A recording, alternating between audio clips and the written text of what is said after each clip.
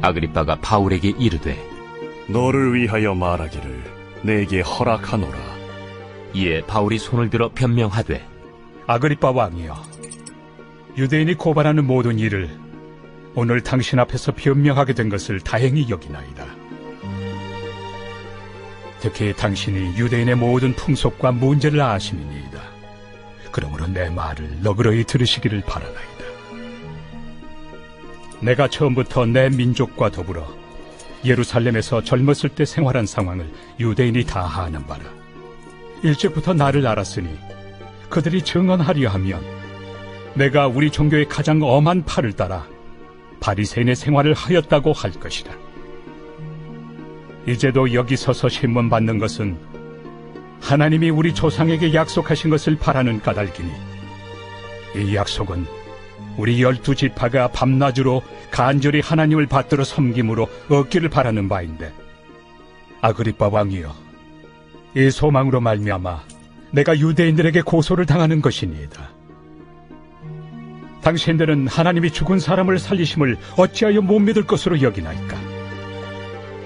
나도 나사렛 예수 이름을 대적하여 많은 일을 행하여야 될 줄 스스로 생각하고 예루살렘에서 이런 일을 행하여 대제사장들에게서 권한을 받아가지고 많은 성도를 옥에 가두며 또 죽일 때 내가 찬성 투표를 하였고, 또 모든 회당에서 여러 번 형벌하여 강제로 모독하는 말을 하게 하고 그들에 대하여 심히 격분하여 외국 성에까지 가서 박해하였고, 그 일로 대제사장들의 권한과 위임을 받고 다메섹으로 갔나이다.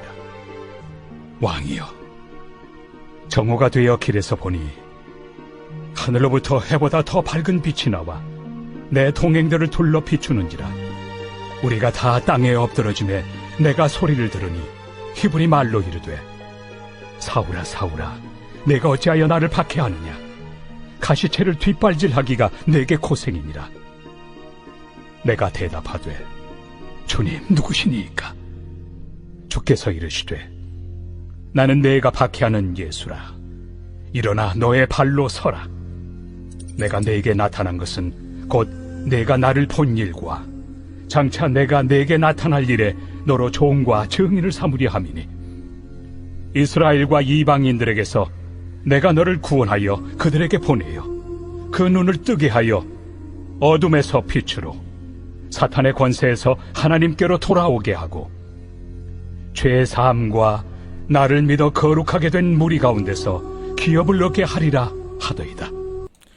여러분 반갑습니다. 오늘도 큐티로 여는 기막힌 하루입니다. 본 말씀 사도행전 26장 1절부터 18절의 말씀입니다.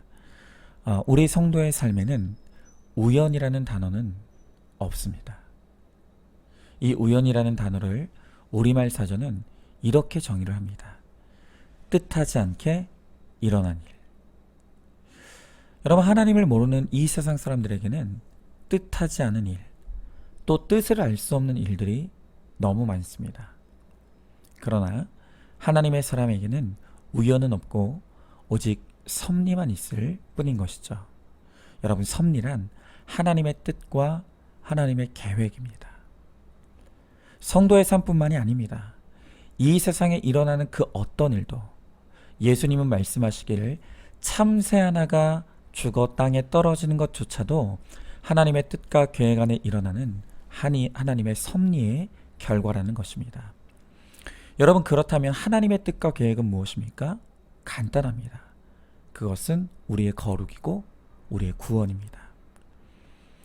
하나님은 오늘도 나 한 사람의 거룩을 위해 수없이 많은 일들을 일으키시고, 또한 나를 통해 하나님의 구원의 역사를 일으켜 세워 가시는 것입니다. 여러분, 바로 그런 의미에서 우리는 바울의 현재 상황에 주목해야 합니다. 자, 우리가 큐티를 하며 알다시피 이미 바울은 로마로 가서 복음을 전하고자 하는 큰 비전을 품고 있었습니다. 이 비전을 이루기 위해서 하루라도 빨리 로마로 달려가고 싶었을 것입니다.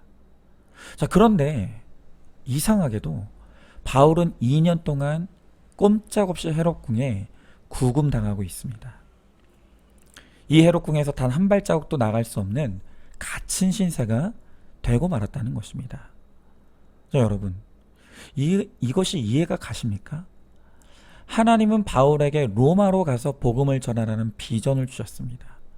그런데 그를 까닭도 없이 2년 동안 지금 같은 자리에 구금시켜 묶어 놓으신 것입니다. 그런데 이렇게 우리 생각에는 이유도 뜻도 알 수 없는 우연한 사건 속에서 하나님의 기막힌 구원의 섭리가 이루어지고 있는 것을 보게 되는 것입니다. 자, 바울이 헤롯궁에 갇혀 있는 그 2년 동안 오히려 자유의 몸으로는 결코 만날 수 없었던 대단한 영향력을 가진 사람들에게 복음을 전할 수 있는 기회가 생긴 것입니다. 바울은 이 안에서 유대 총독인 벨릭스에게 복음을 전했었죠. 그리고 그의 후임인 베스토에게도 복음을 전할 수 있었습니다.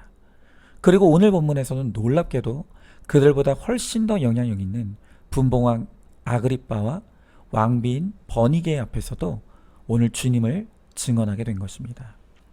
자, 여러분, 생각해 보십시오. 이 일은 바울이 그들에게 찾아가서 이루어진 일이 아니었습니다. 바울이 무턱대고 왕궁을 찾아간들 이 아그리빠 왕이 그를 만나줄 리가 없죠.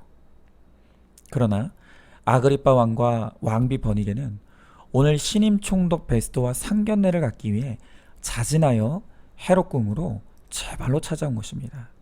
그리고 이날 우연히 베스토 총독으로부터 바울의 이야기를 듣고는 아그리빠 왕이 바울의 진술을 직접 듣기를 자원하게 된 것이죠. 그래서 오늘 바울이 아그리빠 왕과 또 버니게 앞에서 주님을 증언할 수 있게 된 것입니다. 여러분, 예수님께서 다메섹 도상에서 바울을 만나 주셨을 때 예수님은 바울을 어떻게 쓰실지에 대해 이렇게 말씀하셨습니다. 사도행전 9장 15절의 말씀에 주께서 이르시되 가라, 이 사람은 내 이름을 이방인과 임금들과 이스라엘 자손들에게 전하기 위하여 택한 나의 그릇이라. 여러분, 지금 바울이 헤롯궁에 갇혀있는 2년의 시간은 인간적인 눈으로만 보면 쓸데없고 쓸모없는 그저 우연히 일어난 불행한 시간처럼 보였습니다. 그러나 임금 앞에서도 바울을 당신의 증인으로 삼으시겠다는 주님의 언약이 바로 이 2년에 걸친 구금 생활 속에서 신비롭게 성취되어 가고 있는 것입니다. 여러분, 그것을 확인한 바울의 감격이, 그리고 그 환희가 얼마나 컸을지 우리는 헤아릴 수 있습니다. 그래서 오늘 2절의 말씀에 바울이 이렇게 고백합니다. 아그리빠 왕이여, 유대인이 고발하는 모든 일을 오늘 당신 앞에서 변명하게 된 것을 다행히 여기나이다. 자, 여기서 다행히 여기다의 뜻은 복되다, 행복하다 라는 뜻입니다. 그러니까 지금 바울은 이 2년이라는 구금 시간 동안 하나님의 뜻과 섭리가 이루어지는 것을 보면서 최고의 기쁨과 또한 행복을 느끼며 하나님께 영광을 돌리고 있는 것입니다. 그렇습니다. 이것은 결국 바울의 의지나 노력의 결과가 아니었습니다. 이 모든 것은 철저하게 주님께서 주님의 때 주님의 방법으로 친히 성취하신 놀라운 섭리의 결과인 것입니다. 그저 바울이 한 일이라고는 당장에는 하나님의 뜻을 헤아리지 못할지라도 하나님의 말씀 안에서 때와 환경에 순종한 것입니다. 그러나 그 순종을 통해 바울이 아무것도 할 수 없는 상황 가운데서도 하나님은 하나님의 그 뜻과 섭리를 이루어 가시는 것을 우리가 보게 되는 것입니다. 여러분, 결국 내가 쓰임받지 못하는 것은 돈이 없기 때문도 아니고 내 환경이 열악하기 때문도 아닙니다.